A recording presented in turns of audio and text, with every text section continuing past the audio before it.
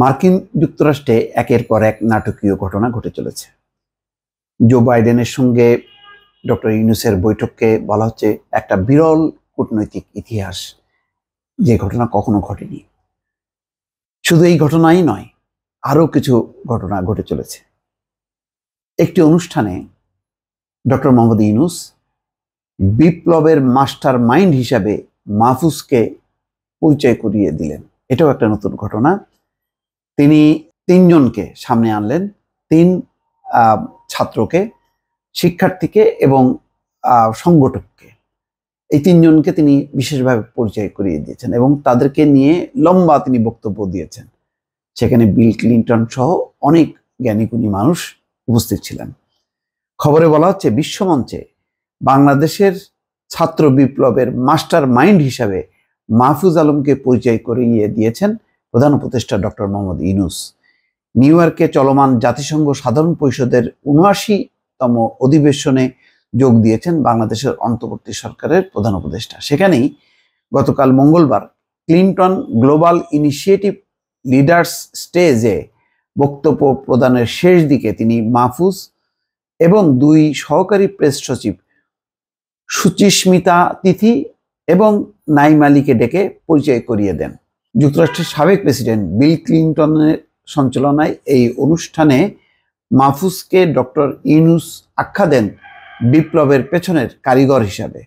বৈষম্য বিরোধী ছাত্র আন্দোলনের লিয়াজ কমিটির একজন সমন্বয়ক হচ্ছেন মাহফুজ আলম, যিনি মাহফুজ আবদুল্লাহ নামেও পরিচিত।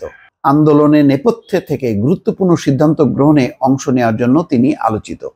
বর্তমানে তিনি প্রধান উপদেষ্টা ডক্টর ইউনূসের বিশেষ সহকারী। ডক্টর ইউনূস বিগত সরকার কিভাবে ছাত্র জনতার উপর গুলি চালিয়ে হত্যাকাণ্ড ঘটিয়েছে এবং সেই তাজা গুলির সামনে কিভাবে ছাত্ররা বুক পেতে দাঁড়িয়েছে সেই গল্প শোনান বিশ্ব নেতাদের। এক পর্যায়ে নতুন বাংলাদেশ নিয়ে কথা বলা শুরু করেন।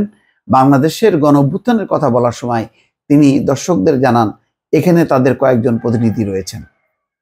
তিনি বলেন, তারা যেভাবে কথা বলে এরকম কথা আমি কখনো শুনিনি। তারা নতুন পৃথিবী, নতুন বাংলাদেশ গড়তে প্রস্তুত। প্লিজ আপনারা তাদের হেল্প করবেন যেন তারা তাদের স্বপ্ন পূরণ করতে পারে।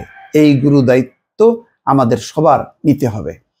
এ সময় তিনি বিল ক্লিন্টনের হাত ধরে বলেন, আপনি আমাদের সঙ্গে আছেন এই স্বপ্ন পূরণে। তিনি আরো বলেন, তাদেরকে দেখতে অন্য তরুণদের মতো মনে হলেও আপনি যখন তাদের কাজ দেখবেন, বক্তব্য শুনবেন, আপনিও অবাক হবেন। তারা সারা দেশ নাড়িয়ে দিয়েছে, অনেক কিছু হয়েছে, কিন্তু তারা তাদের বক্তব্য ত্যাগ কিংবা কমিটমেন্ট থেকে পিছিয়ে যায়নি। তাদের বক্তব্য, আপনারা চাইলে আমাদের হত্যা করতে পারেন, কিন্তু আমরা পথ ছেড়ে যাব না। এ সময় মাহফুজকে এগিয়ে দিয়ে তিনি বলেন, গণঅভ্যুত্থানের পেছনের কারিগর মাহফুজ। যদিও মাহফুজ সবসময় বলে সে নয়, আরো অনেকে আছেন, যদিও সে গণঅভ্যুত্থানের পেছনের কারিগর হিসেবে পরিচিত।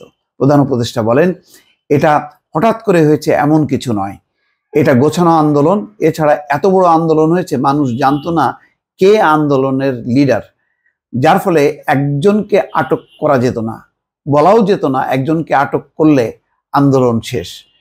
মাহফুজকে দেখিয়ে ডক্টর ইউনূস বলেন, তার কথা শুনলে সারা পৃথিবীর যে কোনো তরুণ অনুপ্রাণিত হবে। তারা নতুন বাংলাদেশ তৈরি করবে। তাদের সফলতার জন্য আপনারা প্রার্থনা করবেন, তাদের জন্য হাততালি হোক। এ সময় বিল ক্লিন্টন সহ সবাই হাততালি দিয়ে সম্মান জানান। দর্শক, এই ধরনের অনুষ্ঠান, এই ধরনের বক্তব্য, এই ধরনের ডক্টর ইউনূস নিজেকে বাদ দিয়ে এই তরুণদেরকে সামনে তুলে ধরা, তাদেরকে পরিচয় করিয়ে দিয়ে তাদেরকে নতুনভাবে পরিচয় করিয়ে দেওয়া, এটাও কিন্তু এক ধরনের বড় ধরনের মানসিকতা বা মহত্ব। না থাকলে এটা সম্ভব না। ডক্টর ইউনূস কিন্তু সেই বড় মানসিকতা, বড় হৃদয়ের এবং সেই মহত্বটা দেখিয়েছে যে তিনি নিজের কথা কিছুই বললেন না, তিনি সমস্ত কৃতিত্ব কিন্তু দিলেন এই তিন তরুণকে, যাদেরকে তিনি সামনে নিয়ে গেলেন এবং সারা বিশ্ব নেতাদের সামনে তিনি তাদেরকে পরিচয় করিয়ে দিলেন। তো বাংলাদেশের এই ধরনের অনুষ্ঠান, এই ধরনের অভিব্যক্তি আমরা কি আগে কখনো দেখেছি? দর্শক, এই প্রশ্নটা রেখে বিদায় নিলাম। ভালো থাকবেন। আল্লাহ হাফেজ।